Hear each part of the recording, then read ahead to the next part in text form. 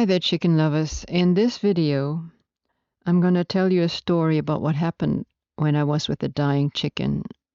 It was one of the most amazing experiences of my life. And if you have chickens, you know they don't live longer than you. They're, 5 years, give and take, 3 or 4. They will die of something. And I've had close to 200 chickens in the last 13 years. And so I know the heartbreak, the lostness, the pain, but there is something much deeper. And I hope this story gives you a sense of the peace and sacredness that this that this can bring. That which animated her. Today I was present at a death, or more correctly, present in the moment when that which animated her left the body. Here's the story. A few days ago, I noticed one of the blue hens was not doing so well. She is the daughter of a Sicilian buttercup, the sweetest chickens. I did a few things to diagnose and help her, but last night she was too weak to get up on the roost, though she made it to the coop all right. I helped her, but later found she had been pushed back to the ground. I put her back into the safe hospital space, where she settled nicely like the night before. Earlier, I even went back to the house for a few choice bits she was interested in eating. I picked another hen friend to spend the night next to her again.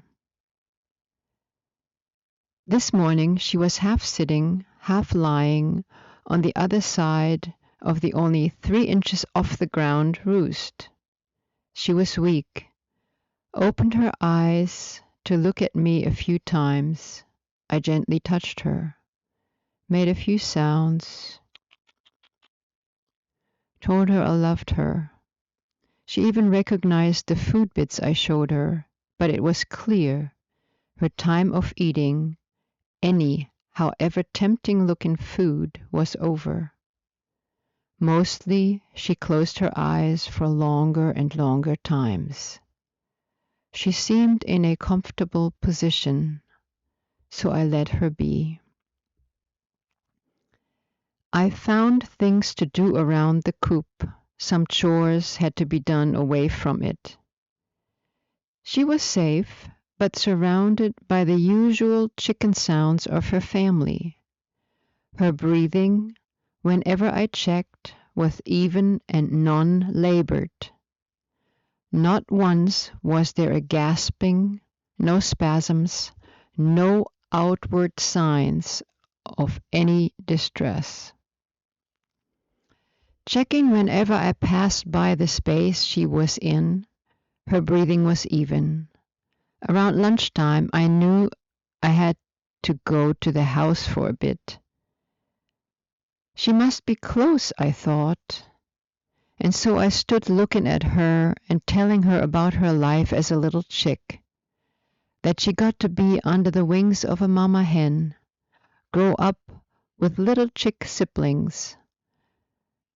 She got to peck and scratch and be out foraging with the flock. She laid eggs, she was beautiful, and I told her, "You were loved." Then I thought, wait a minute, she is still here breathing, and changed it, "You are loved." Then I closed my eyes and softly chanted a sacred chant I had been taught by a shaman over 2 decades ago. I was turning her over to the spirit guides. Then, eyes closed, I saw something white, as if smoke, only it was not smoke, but just white, moving, slightly twisting, gently coming from her body, or where her body would be if I opened my eyes and looked. This white became a huge chicken shape. Hard to say with eyes closed, but maybe 3 to 4 feet tall. It was facing me, head slightly cocked, a well-demarcated shape of a white so clean and pure and flawless, without any blemish that I have ever seen. It did not seem to radiate, looked solid but was not. It was very, very still, just there, a kind of light, only it was not any light I had ever seen. The communication was, "Hey, it's me. I am here." Stillness, just looking. Then, this is what animated her, this meaning the white shape from which the communication seemed to come.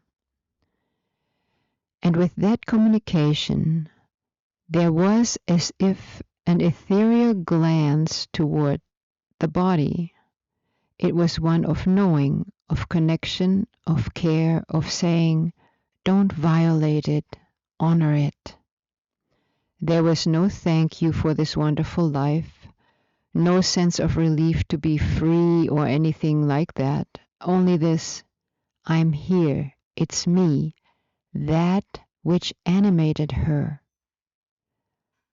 Calm, serene, indescribably serene and still, not dead, just still and here.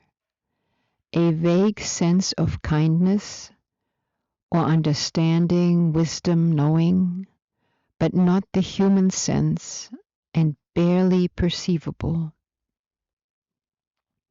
Then, with my looking with eyes closed at the pure, perfect white chicken shape standing here facing me, it began to seemingly dissolve with movements similar to smoke moving into a background of moving white light, something I could not see past. When this started to happen, I started thinking, if this just happened, she's gone, no longer breathing. And I wondered, and I opened my eyes. She was no longer breathing. I looked, and something in me seemed to be perceiving some micro-movements, but no breathing. Beak still closed, eyes closed, no spasm or anything, just like that. Like I saw it, or rather how it appeared to me. That which animated her had left her and gone back, just like that. I left her body there, surrounded by the sounds she knew, for a few hours before burying her beautiful body where it will be transformed into part of the chicken garden and its trees. It was interesting how I felt at the same time less involved, less sorrow when holding and looking at the body, while at the same time more honoring of it than any other chicken I buried before. I had seen that which had animated her, and whether still connected on some level, that had gone elsewhere. Her matrix, her blueprint, not a chicken blueprint, it was hers. It was animating this one, and it went back where I don't follow it. A white like I have never seen. Her perfect chicken shape. Her perfect chicken shape, no flaw, had gone, at the same time being connected to what it manifested as, dissolving without any sense of attachment, Selbstverständlich is a German word that comes to mind, a word for which I know no translation. So, it was, in parentheses, just a chicken. I always do Orbruns for them, always ask the guides for the best possible outcome. And I wonder if all chickens, no matter how they lived, and animals in general, have that which animates them leave their bodies with such equanimity, this feeling or sense I don't really have words for. And just now I wonder, how do we eat something like that, something this sacred? And if this one is so, they all are. It is all sacred. And why does it blow me apart in this seemingly sentimental fashion? Life lessons and training, but then regarding the eating of them, there is such understanding from their side. There is nothing to worry about. So that was my experience. I've been with many dying chickens, and some have died very different deaths. So don't be afraid. It is an honor to be with dying.